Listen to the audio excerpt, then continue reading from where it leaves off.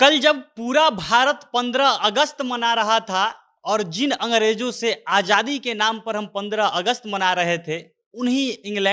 England का प्रधानमंत्री कल राम कथा सुन रहा था और 15 अगस्त के दिन जय सिया राम का नारा लगा रहा था। ऋषि सुनक जो अभी इंग्लैंड के प्रधानमंत्री हैं, वो बकायदा एक राम कथा में जाते हैं और वहाँ जाकर हिंदू धर्म, भारतीय परंपरा, भारतीय मूल्य, संस्कार, इन तमाम चीज़ों की खूब तारीफ़ करते हैं और बताते हैं कि अगर कुछ भी सबसे बेस्ट है तो वो हिंदू धर्म ही है। यहाँ पर सिखाए जाने वाले जो मूल्य हैं, संस्कार हैं, ये दुनिया में सबसे अच्छे हैं, सबसे ऊपर हैं और इनसे हमको काम करने की जो अपना दायित्व है उसको निभाने की प्रेरणा मिलती है और वो तमाम तरीके से खूब तारीफ़ करते हैं हिंदू धर्म की। और तब सोशल मीडिया पर लिखा जाने लगा है कि अंग्रेज़ों ने भी ये सोचा भी नहीं होगा, ब्रिटिश के कोई जो ऑफ़िसर थे तब के, वो सपना भी नहीं देखे होंगे कि एक दिन ऐसा आएगा जब उन्हीं के इंग्लैंड में, उन्हीं के ब्रिटेन में कोई प्रधानमंत्री बनेगा और वो हिंदू धर्म की तारीफ़ करेगा, भारत की तारीफ़ करेगा, भारतीय परंपरा की तारीफ़ करेगा। अब ऐसा हुआ कैसे? जो ऋषि सुनक हैं, जो इंग्लैंड के प्रधानमंत्री हैं, वो राम कथा सुनने कैसे गए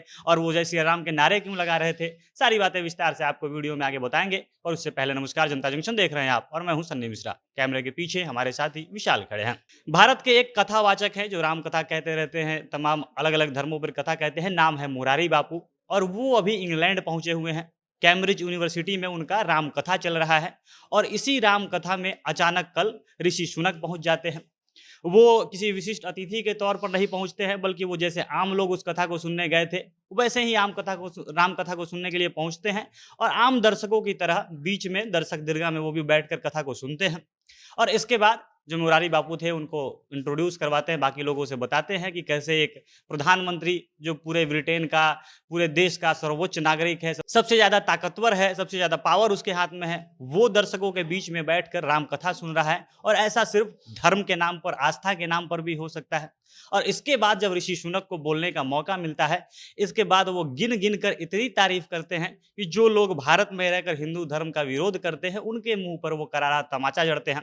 ऋषि सुनक कहते हैं कि वो पहले तो जब जाते हैं तो जय श्री राम का नारा लगाते हैं, इसी से वो अपने भाषण की शुरुआत ही करते हैं और वो कहते हैं कि मैं यहाँ पर आया हूँ तो प्रधानमंत्री के नाते नहीं आया हूँ, बल्कि मैं हिंदू होने के नाते आया हूँ और सबसे पहले मैं हिंदू हूँ। अब मेरा जो विचार है, जो मैं किसी धर्म में जो भावना है, मेरी जो आस्था है, वो एकदम पर्सनल है और मैं इसको प्रायोरिटी पे रखता हूँ, मतलब इसको विशेष तवज्जो देता हूँ, ये मेरे लिए बहुत ज़रूरी है। और इसीलिए कहते हैं कि मैं हिंदू के नाते यहाँ पर आया हूँ और हिंदू धर्म ऐसा धर्म है कि इसके जो रिवाज हैं, इसमें जो संस्कार मिलते हैं, इसके जो मूल्य हैं, वो कितनी भी कठिन परिस्थिति हो, जैसे वो बताते हैं कि ब्रिटेन का प्रधानमंत्री होना एक बहुत गर्व का बात तो है, लेकिन इतना ही कठिन परिस्थिति, इतना ही कठिनाई, चुनौती मेरे सामने आती है और ये सारा काम मैं इसलिए कर पाता हूँ क्योंकि मेरा धर्म और मेरी आस्था मुझे बहुत हिम्मत देती है और इसी कारण से जो हिंदू धर्म है, वो बेस्ट है। अपने आप को बेस्ट बनाने में ये धर्म, इसके रिवाज, इसके मूल्य आपको मदद भी करते हैं। वो कहते हैं कि जब मैं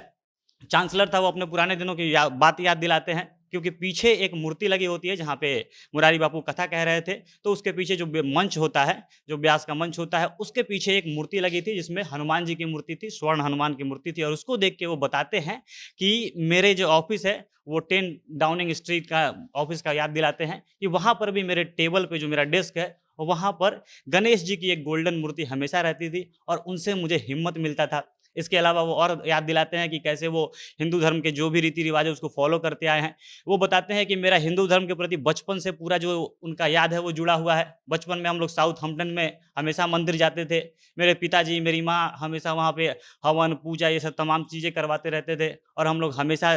खाने के पहले प्रसाद ग्रहण करते थे। इन तमाम चीज़ों को वो याद दिलाते हैं और कहते हैं कि हिंदू धर्म का जो मूल्य और संस्कार है वो पूरे विश्व में सबसे ऊँचा है। ये हमको सिखाते हैं कि अपने दायित्व को कैसे पालन करना है। जो हिंदू मूल्य हैं वो कर्म प्रधान है और सेम यही चीज़ ब्रिटिश मूल्य और संस्कार भी सिखाते हैं। यानी दोनों चीज़ मिलते-जुलते हैं और कहीं न कहीं ऋषि सुनक के बातों से ये इशारा होता है कि जो हिंदू धर्म है वो सबसे पहले है और उसी को बाकी देश फ़ॉलो कर रहे हैं। वैसा ही जो चीज़, संस्कार, जो रिवाज, जो परंपरा हिंदू धर्म सिखाता है, उसी संस्कृति और सभ्यता को जो दूसरे देश हैं, जो अपने आप को मॉडर्न कहते हैं और कहा भी जाता है कि वो काफ़ी आगे निकल चुके हैं, वो लोग भी फ़ॉलो करते हैं। वो युवाओं से अपील करते हैं कि रामायण, भगवद गीता, हनुमान चालीसा ये सब जीवन में सभी चुनौतियों से निपटने में मदद करते हैं और हम लोगों ने तो इसको सीख लिया, हम लोग इसका फ़ायदा भी उठा रहे हैं, आप लोग भी इसको उठाइए। और वो कहते हैं कि पहली बार जब मैं संसद बना था, तब भी हमने वो गीता पर हाथ रख के कसम खाया था। तमाम उनके बारे में बातें भी चल रही है अभी सोशल मीडिया पर कि वो राधा कृष्ण में बहुत विश्वास रखते हैं।